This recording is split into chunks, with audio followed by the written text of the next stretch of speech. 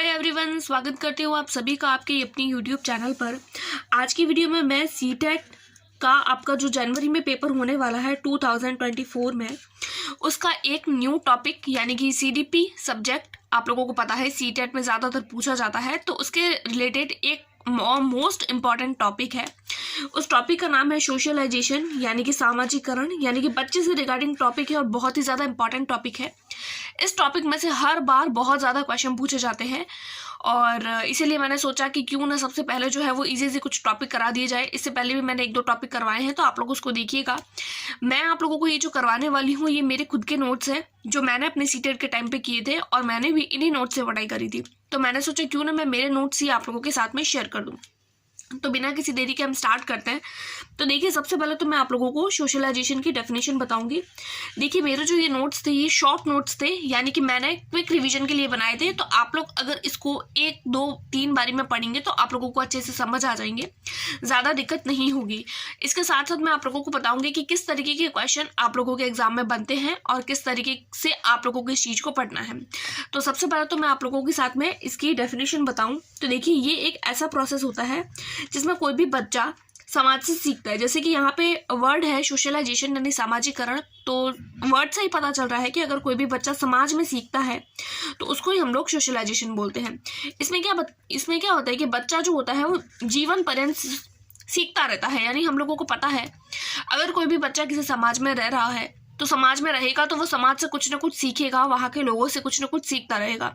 तो जब तक वो बच्चा है उस समाज में तब तक वो उस समाज से कुछ ना कुछ सीखता रहेगा। अगर वो किसी और जगह पर जाता है तो वहाँ के समाज को वो जो लक्षण होते हैं उनको ग्रहण कर लेता है और वहाँ की चीज़ों को वो सीखता रहता है। उसके बाद में देखिए, जैसे कि मैं आप लोगों को बताऊं, मोस्ट इम्पॉर्टेंट टॉपिक है ये और बहुत ज़्यादा जो क्वेश्चन होते हैं वो अब मैं आप लोगों को जो करवाने वाली हूँ उसमें से पूछे जाते हैं। डेफिनेशन नहीं पूछी जाती है, डेफिनेशन से रिगार्डिंग कुछ चीज़ें पूछी जाती है। तो फिर आप इस डेफिनेशन को थोड़ा ध्यान में रखिएगा।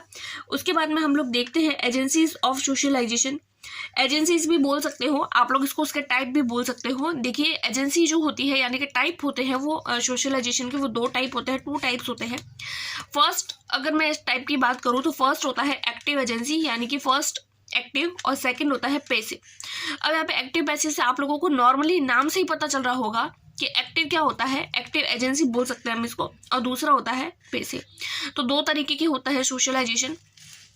अब मैं अगर आप लोगों के साथ में इसको और डिटेल में डिस्कस करूं, क्योंकि ये जो वर्ड है वो बहुत ज़्यादा इंपॉर्टेंट है, इन्हीं 2 वर्ड्स में से मैक्सिमम क्वेश्चन पूछे जाते हैं। तो फर्स्ट अपना है एक्टिव एजेंसी, यानी कि सोशलाइजेशन की एक्टिव एजेंसी।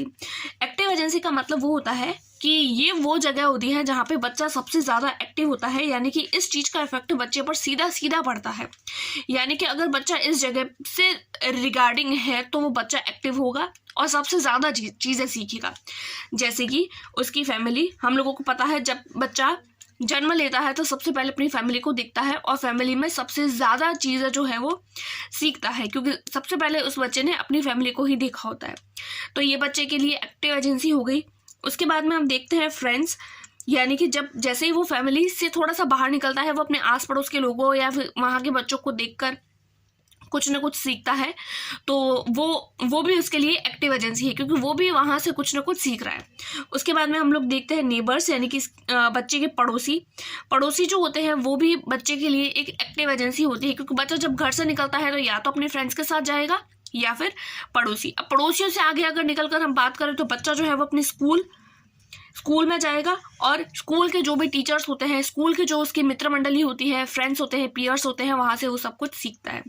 उसके अलावा अगर हम बात करें रिलेटिव्स, तो ये सारे के सारे जो होते हैं वो एक्टिव एजेंसी होती है।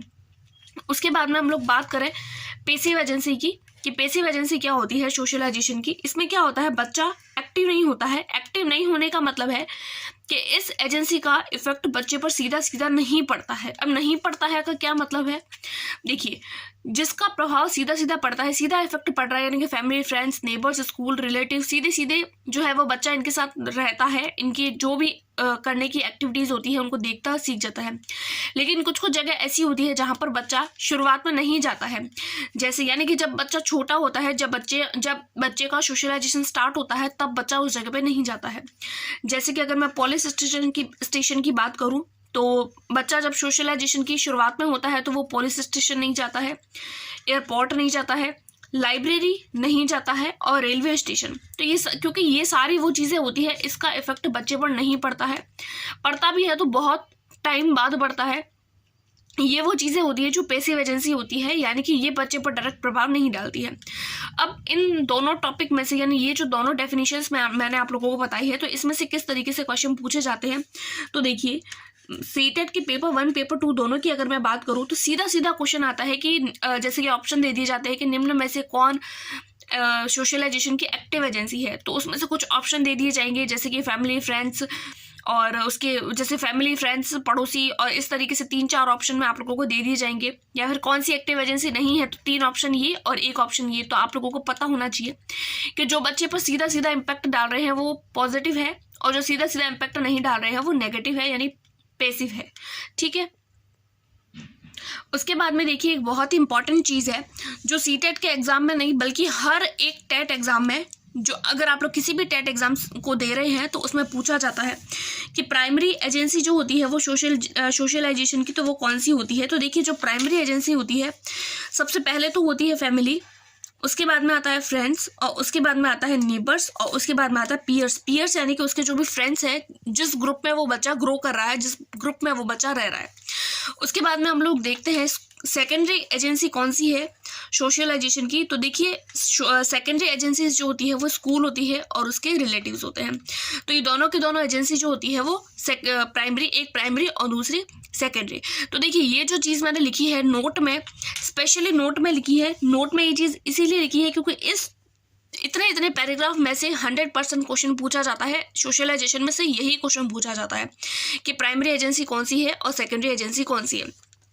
उसके बाद में अगर मैं बात करूं एजेंट की, यानी कि एजेंट्स कौन कौन सी है सोशलाइजेशन की। अब एजेंट का मतलब क्या है? एजेंट का मतलब है कि वो सारी चीज़ें जो बच्चे की सोशलाइजेशन को इफेक्ट डालती है, उस पर इफेक्टिव होती है उसके लिए।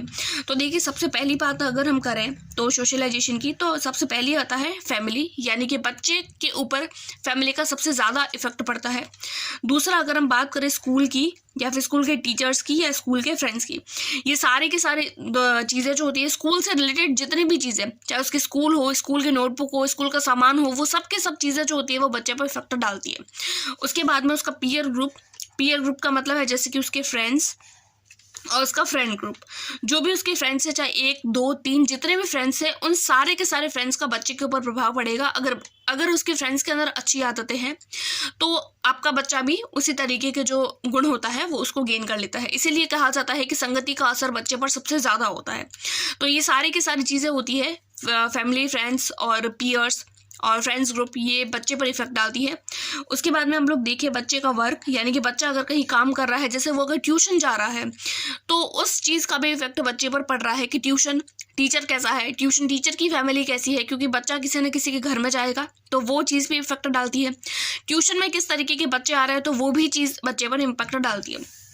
उसके बाद में हम देखते हैं नेबर्स, यानी कि बच्चे के नेबर्स कैसे हैं। तो नेबर्स भी सोशलाइजेशन के लिए इम्पॉर्टेंट चीज़ होती है। उसके बाद में बच्चे का स्पोर्ट्स ग्राउंड, यानी कि अगर बच्चा कोई भी स्पोर्ट्स में इंटरेस्टेड है, अगर वो ग्राउंड जा रहा है, तो ये चीज़ भी बच्चे पर इम्पैक्ट डालती है और बच्चे की सोशलाइजेशन जो होती है उसके लिए ये इम्पॉर्टेंट होती है।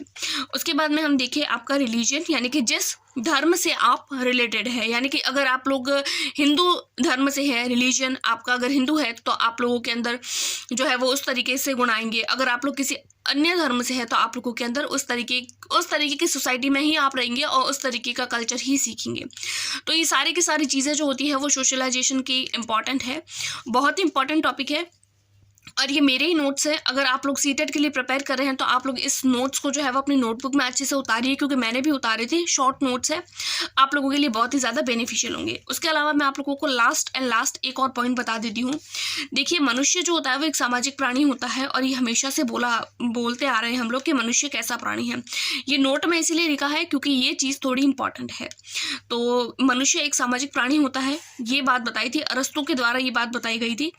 और तो आज का आपका जो टॉपिक है सोशलाइजेशन, उसको मेरी तरफ से ये पूरा है और मैंने भी इतना ही पढ़ा था। आप लोगों को भी यही सजेस्ट करूँगी कि आप लोग भी इतना ही पढ़िएगा। और इसके अलावा भी मैं अपने खुद के नोट्स आप लोगों के साथ में शेयर करती रहूँगी। आई होप सो आपको वीडियो पसंद आई होगी। मिलते हैं नेक्स्ट वीडियो में, तब तक के लिए टेक केयर, बाय बाय।